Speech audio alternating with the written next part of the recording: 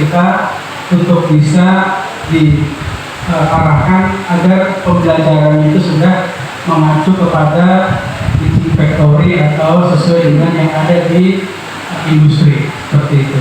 Maka untuk lebih paham lagi teman-teman semua untuk bisa mengorganisasikan, di sini sudah hadir Pak Agus selaku pihak dari industri yang sudah terbiasa melaksanakan kegiatan praktik ya.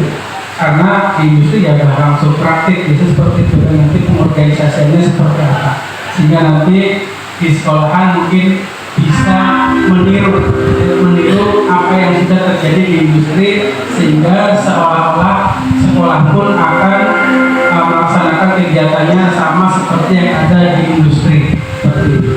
Dan kalau nanti peserta didik kita sudah terlatih pelajaran yang ada di sekolah, khususnya SMK, adalah mengacu kepada model teaching factory, jadi belajar secara nyata langsung, tidak menggunakan trainer terus simulasi yang cuma hanya satu colok kabel terus hasilnya mesin muter terus sudah selesai, tidak seperti itu. Tapi kalau TEFA itu biasanya dicirikan adanya produk hasil akhir yang bisa dipasarkan oleh pihak industri yang menjadi mitra atau pemagangan. Jadi itu mungkin sekilas ya tentang pusat perunggulan yang ada di SMK Negeri 39 Jakarta. Karena itu saya minta kepada Pak Agus ya untuk bisa menyampaikan kepada teman-teman semuanya bagaimana caranya mengorganisasikan agar nanti peserta didik kita bisa melaksanakan proses pembelajaran itu berbasis teaching factory. Mungkin itu saja yang bisa saya arahkan, dan silakan Bapak Ibu nanti untuk berkoordinasi, karena nanti output yang akan diminta kalau nggak salah itu ada tim TEFA ya, ada SKTEFA gitu kan. Ada SKTEFA, nanti siapa, terus cara membagi siswanya untuk yang bagian produksi itu nanti siapa saja, yang bagian administrasi siapa saja, yang akan memasarkan siapa saja, dan seterusnya itu biasanya ke arah situ. Dan kalau nggak salah tadi pagi saya sudah share sedikit ya tentang gambaran cara mengorganisasikan model pembelajaran teaching factory. Itu saja teman-teman semuanya, terima kasih atas perhatiannya. Wassalamualaikum warahmatullahi wabarakatuh. Baik, terima kasih Pak Wid atas arahannya. Bagus, silakan.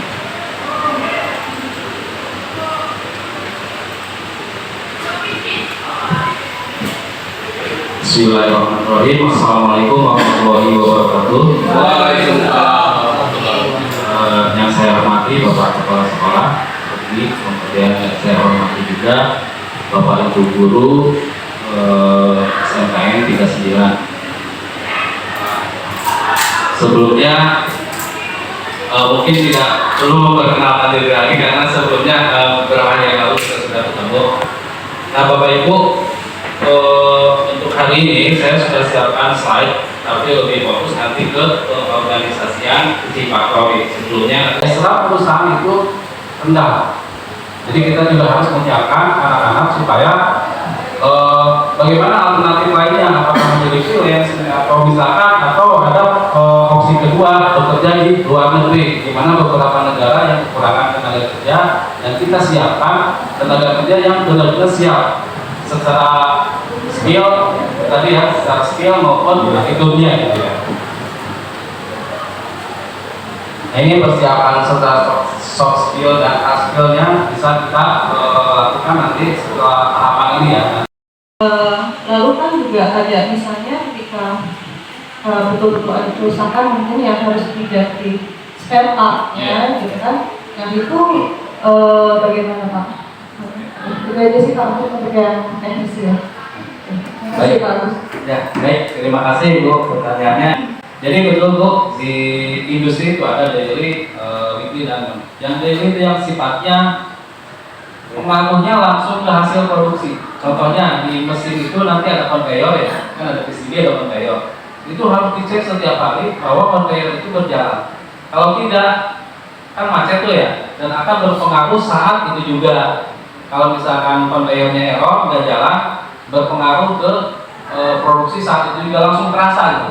Yang daily itu kita siapkan item-item atau apa yang harus dicek sehingga tidak mengganggu produksi secara langsung ketahuan ini gitu. Ada beberapa. Yang kedua yang weekly sama daily itu biasanya yang pertama rekomendasi dari produsen mesin. Contohnya ini item-itemnya ditentukan Pak. Oh ini yang harus dicek mingguan, ini yang harus dicek bulanan. Nah itu juga nanti kita bisa pilih. Contohnya apa yang bulanan? Misalkan kasih grease Pak, grease itu pelumas. Jadi memang kalau kita nggak kasih pelumas itu nggak bakalan error mesinnya, jalan aja terus. Tapi efeknya apa? Umurnya rusak, aus itu. Ibaratnya apa ya? Ganti oli lah kalau di motor. Kalau kita misalkan ketika kilometernya udah 1000, kita harus ganti oli. Tapi kita tidak menggantinya, apakah langsung rusak?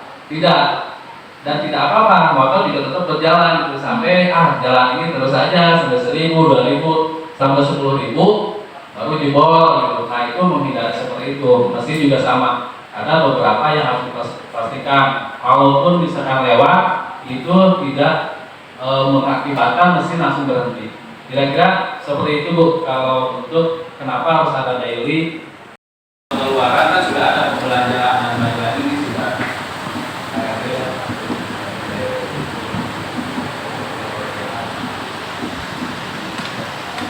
Nah, yang direct itu nanti dibagi dua ya, engineering, ya, ini kan ini lebih ke R&D, kalau ini lebih ke produksi, QC sama pengawas.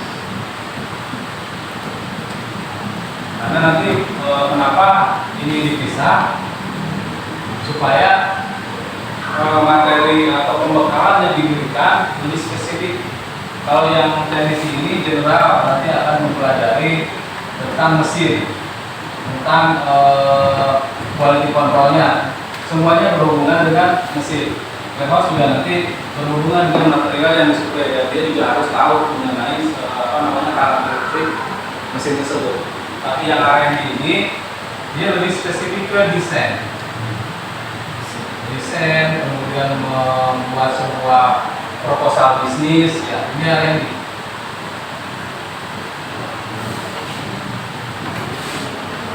Nah biasanya Pak, untuk membuat sebuah proposal bisnis di dalamnya itu ada penawaran harga. Dari mana ini? Purchasing boleh, tapi boleh disatuin nanti ya, misalkan satu media ini ada. Sebelum submit proposal, ketika kita mau submit solusi dan di dalamnya ada material-material yang harus dibelanjakan, maka kita harus bekerjasama dengan ini. Ya. Jadi proposal itu biasanya ada BOM list Pak. Terima kasih Pak Agus atas sharingnya ke kami semua di sini. Semoga nanti setelah ini dari tim SMKPK bisa langsung merumuskan juga struktur organisasi seperti apa gitu ya Pak Agus ya, yang akan berjalan di elektronika. Baik Bapak Ibu, kalau misalnya kami tidak ada pertanyaan lagi, saja dengan ini dengan membaca alhamdulillah. Terima kasih atas kehadiran Bapak Ibu semua. Terima kasih juga sekali lagi kepada Pak Agus sudah menjadi narasumber untuk kami atas sharingnya. Semoga bisa SMKPK di 39 kita kan mohon doanya bisa berjalan dengan lancar. Karena ini nomor kerjaan masih pusing gitu. Dan tapi mudah-mudahan kita semua diberikan kesehatan untuk bisa menjalankan aktivitas kita, itu yang utama. Terima kasih dari saya, mohon maaf. Assalamualaikum warahmatullahi wabarakatuh.